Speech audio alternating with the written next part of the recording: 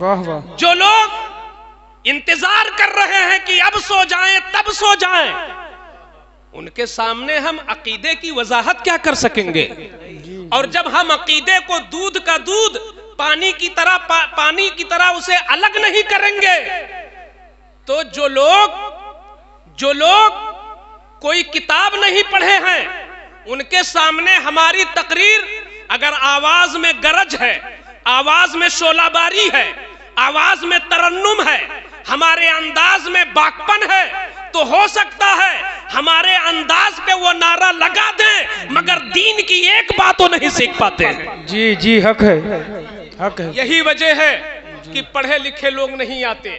وہ چاہتے ہیں ہم 1 گھنٹہ دیں تو ہمیں سینکڑوں بات مل جائے اتنی دیر پر. اس لیے آدمی جو پڑھا لکھا ہے وہ گھر میں لیٹ کر کتابیں پڑھ لیتا ہے، وہ موبائل پہ تقریر سن لیتا ہے، وہ ٹیلی ویژن میں تقریر سن لیتا ہے. جبکہ چاہیے یہ تھا کہ ہماری قوم ایک عالم کے روبرو آ کر دین سیکھے، کیونکہ عالم کا چہرہ دیکھنا مصطفیٰ کا چہرہ دیکھنا ہے، عالم سے محبت کرنا مصطفیٰ سے محبت کرنا ہے، عالم سے مصافحہ کرنا مصطفیٰ سے محبت کرنا. نعرے تکبیر، نعرے تکبیر، نعرے رسالت، نعرے رسالت، مسلک اعلی حضرت، نعرے تکبیر. واہ واہ، سبحان اللہ، بے شک، واہ واہ. میں اپنے گاؤں میں 1 جلسہ سال میں کراتا ہوں جس کی ذمہ داری میرے اوپر ہے. میں جو نقیب ہوتے ہیں اور جو تالی قرآن ہوتے ہیں اور جو پہلے نعت خواں ہوتے ہیں، تینوں لوگوں کی ذمہ داری ہوتی ہے کہ آپ عشاء کی نماز جماعت کے ساتھ، چونکہ مسجد کے بغل میں جلسہ ہوتا ہے، آپ جماعت میں حاضر رہیں تاکہ ادھر نماز ختم ہو اور سارے نمازی وہیں بیٹھ جائیں اور فوراً شروع ہو جائے. میں بھی با جماعت پڑھ کر کھانا کھلانے کی ذمہ داری میں خود نہیں لیتا، اس لیے کہ کھانا کھلانا کئی لوگوں کو آتا ہے. میں وہ ذمہ داری لیتا ہوں جس کے لیے 15 سال میں نے پڑھائی کی ہے. امام کا کام کھانا کھلانا نہیں ہے، گاؤں کے عالم کا کام علماء کو وہاں سے ریسیو کرنا، وہاں بٹھانا، یہ اس کا کام نہیں ہے، یہ تو ہمارے بچوں کا کام ہے. جوان دکانوں پہ پڑیا کھاتے ہیں اور امام دوڑتا ہے پانی کے لیے، امام دوڑتا ہے وضو کرانے کے لیے، اور جلسے میں یہاں کھلواڑ ہو رہا ہوتا ہے. اس لیے ضرورت ہے کہ جلسہ کرنے سے پہلے ہم ایک میٹنگ کر لیں. ہم بحیثیت صدر جلسہ اعلان کر دیتے ہیں کہ ٹھیک 12 بجے مثال کے طور پر ٹھیک 12 بجے سلام ہوگا تو ٹھیک 12 بجے ہی سلام شروع ہوتا ہے. اگر یہ ہو جائے تو سنی قوم اتنی جاہل نہیں رہ جائے گی. کیا آپ لوگ اس بات کی ہماری تائید نہیں کرتے کہ تمام قوموں میں اگر علم میں کوئی قوم سب سے پیچھے ہے تو مسلمان ہے؟ پھر مسلمان نام کے جتنے ہیں، بھئی شیعہ بھی تو اپنے کو مسلمان کہتے ہیں، حضور کو اپنی طرح کہنے والے بھی تو اپنے کو مسلمان کہتے ہیں. تو مسلمان کہلانے والے جتنے لوگ ہیں ان میں جو واقعی حقیقت میں مسلمان ہیں، جو صدیق اکبر کے مسلک پر ہیں، جو فاروق اعظم کے مسلک پر ہیں، جو غریب نواز کے مسلک پر ہیں، جو سیدنا شیخ عبد القادر جیلانی کے مسلک پر ہیں، جو میر عبد الواحد بلگرامی کے مسلک پر ہیں، جو اعلیٰ حضرت کے مسلک پر ہیں، وہی اصلی مسلمان ہیں. اور یہی مسلمان علم میں سب سے پیچھے ہیں، اگرچہ یہ حق پر ہیں. حق پہ ہونا اور ہے اور علم میں آگے ہونا اور ہے. میں سفر کرتا ہوں، دیکھتا ہوں، آپ ایک شیعہ سے ملاقات کرو، عالم شیعہ نہیں، آپ ہی کی طرح جو تجارت کرتا ہے اور دھندہ کرتا ہے، وہ شیعہ جبکہ ان کا بدعقیدہ ہونا، ان کا کفر بالکل سورج کی طرح روشن ہے، مگر آپ کے یہاں بہت سارے وہ عالم ہوں گے جن کے پاس اتنی بڑی سند ہوگی اور کئی ہاتھ کا صافہ ہوگا اور 10-20 نرالے جبے ہوں گے. وہ عام شیعہ بھی گھنٹوں ان کو دن جو ہے گھنٹوں ان کو ایسے دن کے اجالے میں ان کی آنکھیں کھلی کی کھلی رہ جائیں گی اور اس کا وہ جواب نہیں دے سکیں گے، اس لیے کہ ان کے جلسوں میں یہ طریقہ ہمیں نے دیکھا ہے کہ جو عالم بولتا ہے تو پوری عوام کو یہ کھلی چھوٹ ہوتی ہے کہ جو روایت پیش کرے، کوئی بھی کھڑا ہو کے پوچھے عالم صاحب یہ بتاؤ یہ کس کتاب میں ہے، آپ کتاب کا نام پیش کیجئے۔ آپ نے موبائل میں سنا ہے، موبائل دلیل نہیں ہے، آپ کتاب کا نام بتائیں، آپ اس مصنف کی حیثیت پیش کریں، آپ نے جو روایت پیش کی ہے وہ سند کیسی ہے، اس سند میں راوی کیسے ہیں۔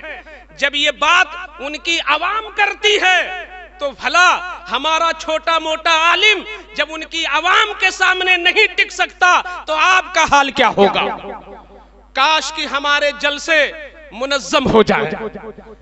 تو میں بخاری شریف کی ایک حدیث پیش کرنا چاہتا تھا کہ میرے آقا صلی اللہ علیہ وسلم کے بڑے مشہور صحابی حضرت عبداللہ ابن مسعود، آپ جانتے ہیں عبداللہ ابن مسعود، یہ 7 فقیہ صحابہ میں بہت بڑے فقیہ تھے جن کو افقہ الصحابہ کہا جاتا تھا، بہت بڑے فقیہ تھے، بلکہ اور صحابہ سے کوئی مسئلہ پوچھ لیتا تو سب لوگ کہتے ارے عبداللہ ابن مسعود زندہ ہیں تو ہم مسئلہ کیا بتائیں۔ یہ شان تھی ان کی، اتنے بڑے علم والے تھے، اور سفر میں حضور کے ساتھ رہتے، حضور کے نالین کو اپنے سر پہ رکھ کے چلا کرتے تھے عبداللہ ابن مسعود۔ تو عبداللہ ابن مسعود روزانہ جلسہ نہیں کرتے تھے، انہوں نے مدینہ شریف میں درس قرآن اور درس حدیث کا جو طریقہ رکھا وہ ہفتے میں ایک دن، وہ جمعرات کا دن تھا، جمعرات کا دن تھا۔ حدیث میں لفظ ہے فی کل خمیس، خمیس کا معنی ہوتا ہے وہی 5واں دن، ہر 5ویں دن یعنی جمعرات کے دن وہ تقریر فرماتے تھے۔ تو عوام میں بھی کئی طرح لوگ ہوتے ہیں، کچھ لوگ کہتے ہیں مولانا صاحب آج فجر تک بولیے گا، بعض لوگ جذباتی ہوتے ہیں، مگر مولانا کو چاہیے کہ عوام کے کہنے پر نہ جائیں، اس لیے کہ اگر تم عوام کے کہنے پہ تقریر کرتے ہو تو آپ تقریر کے لائق نہیں ہو، اس لیے کہ عالم طبیب ہوتا ہے، قوم مریض ہوتی ہے، یہ طبیب کا کام ہے کہ مرض کیسا ہے دوا ویسی دینی چاہیے۔ آپ کے کہنے پہ تھوڑی ہم تقریر کریں گے یہ بیان کر دو، ہم آپ کا مرض دیکھیں گے، اگر عقیدے میں خرابی ہے تو عقیدے پہ بات کریں گے، اگر تم سلام میں کوتا ہو تو فضیلت سلام بیان کریں گے، اگر تم اخلاق میں گرے ہو تو اخلاق رسول پیش کریں گے، مرض جیسا ہوگا نسخہ وہی پیش کیا جائے گا۔ تو ایک صاحب نے عرض کیا عبداللہ ابن مسعود سے کہ حضور روزانہ تقریر کیا کریں، ایک دن کرتے ہیں ہفتے میں تو تشنگی رہ جاتی ہے، روزانہ تقریر کیا کریں۔ تو جواب جو تھا وہ اہل علم کی توجہ، جو جواب تھا عبداللہ ابن مسعود نے کہا انی اتخولکم بالموعظہ کما کان یتخولنا رسول اللہ صلی اللہ علیہ وسلم مخافت السامت علینا۔ یہ جواب تھا، انہوں نے جواب دیا کہ لوگوں سنو، میں تمہاری طبیعت کا لحاظ کرتا ہوں، میں تمہاری طبیعت کا لحاظ کرتا ہوں دین سکھانے میں، جیسے میرے آقا ہم صحابہ کی طبیعتوں کا لحاظ کرتے تھے۔ حضور 1 بجے رات میں جگا کے ابو بکر کو نہیں بٹھاتے تھے، مولا علی کو 1:30 بجے نہیں شامیانے کے نیچے بٹھاتے تھے۔ حضور تو اس وقت دین کی بات پیش کرتے جب قلب زندہ ہوتا، آنکھیں بیدار ہوتی، دماغ میں نشاط ہوتا، اور اچھے انداز میں حکمت کے ساتھ مصطفیٰ دین پیش کرتے تو صحابہ اسے تسلیم کر لیا کرتے تھے۔ اور جب لوگ نیند میں ڈوب رہے ہوں گے تو عالم وہاں جذبات میں تقریر کر کے اپنا گردہ ہی تو خراب کرے گا۔ ابھی ہم نے قیام گاہ پہ کہا تھا کہ اتنی زور سے تقریر اگر سن لے ڈاکٹر، جو چیسٹ کے ڈاکٹر ہیں، جو ہارٹ کے ڈاکٹر ہیں، تو وہ پکڑوا کے ایڈمٹ کر لیں گے بھئی یہ کون سی مخلوق ہے۔ تو اب یہ حدیث میں نے چونکہ بخاری شریف کی، اور قرآن کے بعد سب سے افضل کتاب بخاری شریف ہے، بخاری شریف کی یہ سند میں نے پیش کیا کہ عبداللہ ابن مسعود نے اس کا جواب یہ دیا کہ روز تقریر مجھ سے نہ کراؤ، اس لیے کہ میں تمہاری طبیعت کا لحاظ کرتا ہوں، میں تمہاری ضرورت اور حاجت کا لحاظ کرتا ہوں، اس لیے کہ حضور ہم صحابہ کا لحاظ کرتے تھے۔ تو یہاں سے عبداللہ ابن مسعود کے اس جواب سے قیامت تک کے لیے علماء جو واعظین ہیں، جو خطبہ ہیں، جو مدرسین ہیں، جو محررین ہیں، جو دین پیش کرنے والے ہیں کسی بھی شکل میں، ان کے لیے حضور کی یہ سنت لازم ہے کہ وہ لوگوں کی طبیعتوں کا لحاظ کریں۔ یہ ہے سچ کی نہیں ہے؟ آؤ سیدنا غریب نواز رضی اللہ تعالی عنہ نے بھی علم سیکھا ہے۔ یہ ہوش میں نہ رہنا کہ وہ تو پیدائشی ولی تھے، پڑھے پڑھائے حضرت وہیں سے آئے تھے، لکھے پڑھے ہوئے، یہ معاملہ نہ رکھنا۔ سیدنا غریب نواز نے بھی ایک روایت کے مطابق 11 سال کی عمر، ایک روایت کے مطابق 15 سال کی عمر، اور ایک روایت کے مطابق 16 سال کی عمر، تو میں اس کو یوں بولوں گا کہ 11 سے لے کر 16 سال کے بیچ میں آپ کی عمر تھی۔ تو یہ عمر کتنی، یہ بچہ بھی لگ بھگ 11 کا ہوگا، کتنے کا بیٹا؟ 11 کا ہوگا، وہ بچہ پیچھے بیٹھا ہے یہ 15 کا ہوگا، یہ پیلی ٹوپی والا، یہ لو کلر۔ تو 15 سال کی تقریباً عمر تھی سرکار غریب نواز کی۔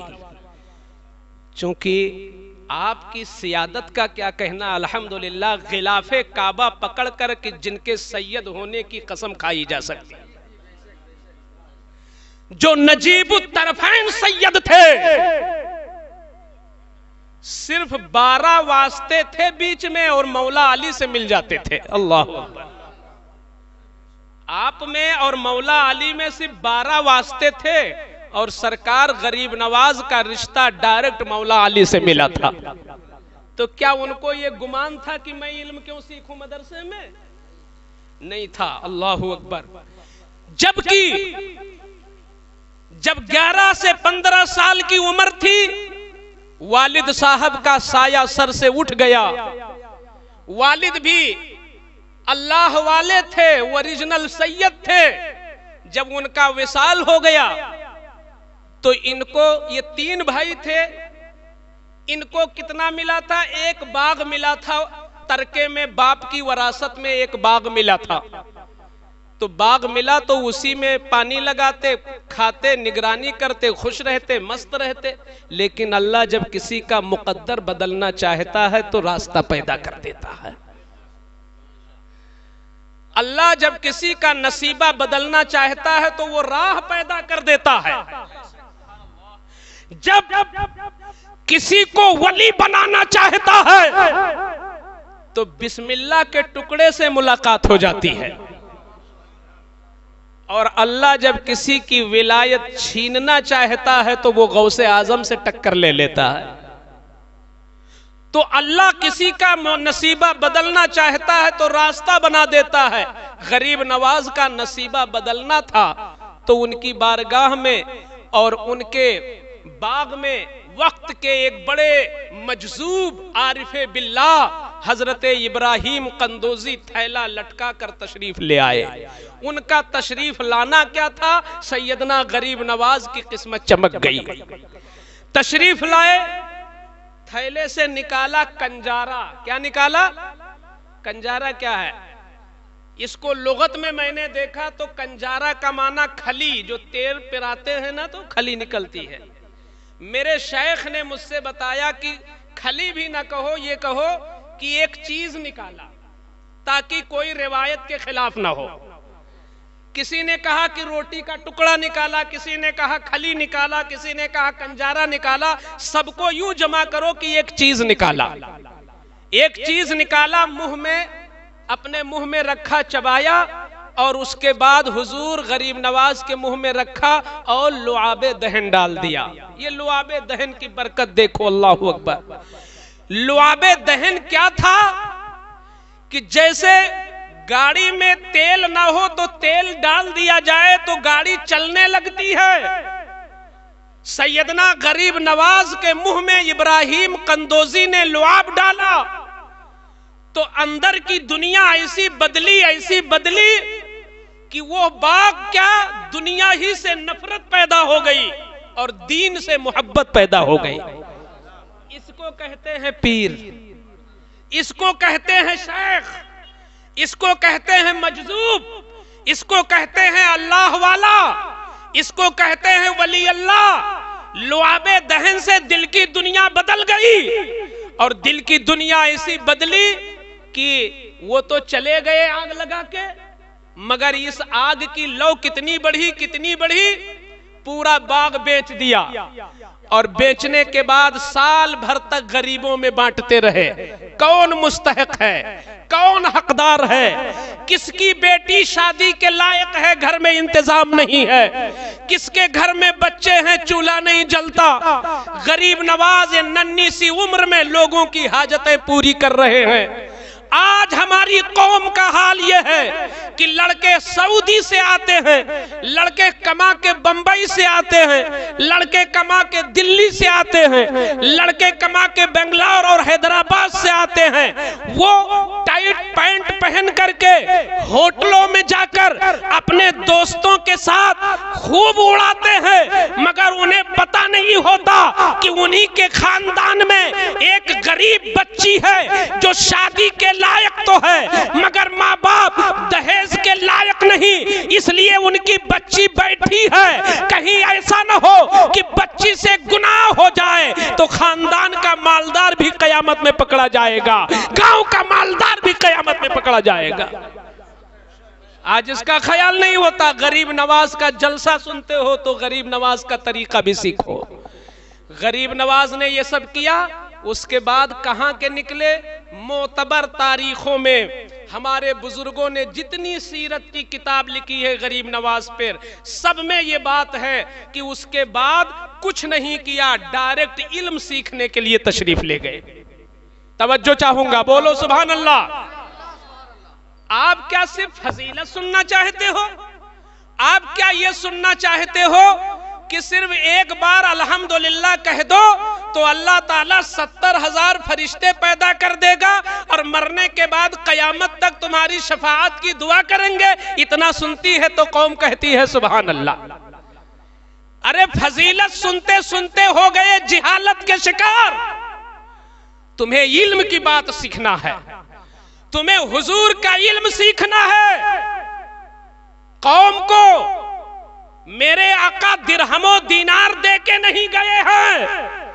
میرے آقا نے فرمایا ہم انبیاء درہم و دینار نہیں دیتے ہیں، ہم علم دیتے ہیں. تو علم کا وارث بنا کے گئے ہیں علماء کو.